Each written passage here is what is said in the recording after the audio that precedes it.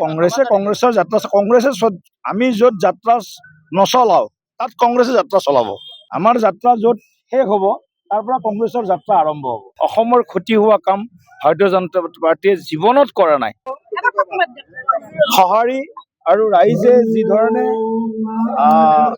একেবাৰে মই যদি কওঁ ঢেকীয়াজুলিৰ পৰা আজি নলবাৰীলৈকে, নলবাৰীতো যাত্ৰা সোমোৱা নাই আৰু এতিয়া নিশা প্ৰায় মোটামুটি 7:30 বাজিছে। 9 বজাৰ আগত হয়তো নলবাৰীত সোমাব নোৱাৰিব, যিটো মই দেখিলো।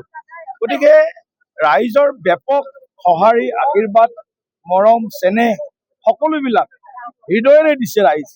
আৰু ইমান স্বতঃস্ফূৰ্ত, ইমান অকৃত্ৰিম এনেকুৱা যাত্ৰা মইতো মোৰ জীৱনত প্ৰথমবাৰ দেখিছো। আৰু ইমান মানুহ মই কেতিয়াও দেখা নাছিলো।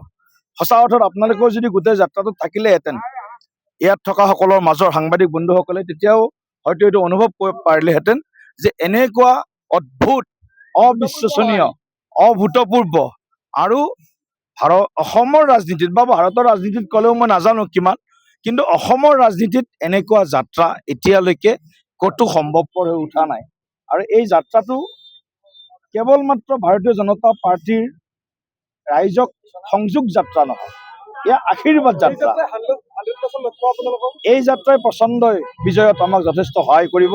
কাৰণ জনতাৰ যিটো মন, জনতাৰ যিটো অনুভূতি, এই অনুভূতিটো যাত্ৰাৰ সময়ত আমি বহিৰ্প্ৰকাশ হোৱাটো দেখিবলৈ পাইছো।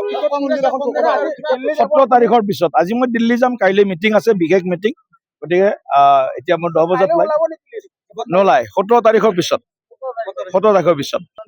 কংগ্ৰেছৰ যাত্ৰা কংগ্ৰেছে আমি য'ত যাত্ৰা নচলাও তাত কংগ্ৰেছে যাত্ৰা চলাব। আমাৰ যাত্ৰা য'ত শেষ হ'ব তাৰ পৰা কংগ্ৰেছৰ যাত্ৰা আৰম্ভ হ'ব।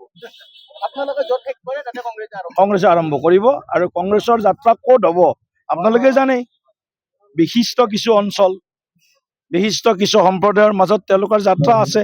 এই যাত্ৰাটো কংগ্ৰেছৰ নতুন নহয়, এইটো কংগ্ৰেছৰ পুৰণি যাত্ৰা, পৰম্পৰাগত যাত্ৰা।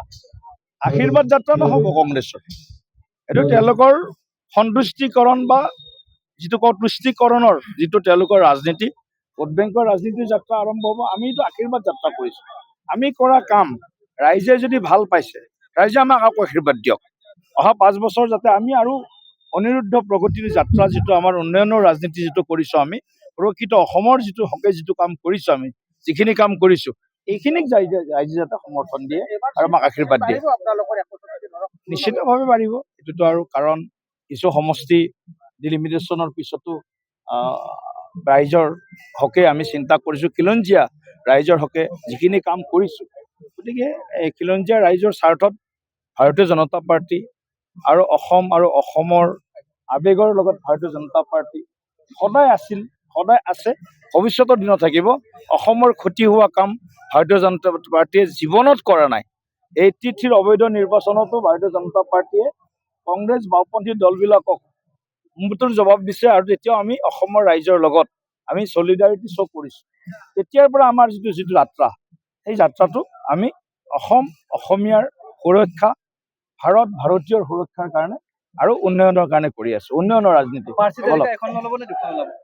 চাই লওঁ এতিয়া আমাৰ কেন্দ্ৰীয় নিৰ্বাচন সমিতি বা পাৰ্লিয়ামেণ্টাৰী বৰ্ডৰ সিদ্ধান্ত।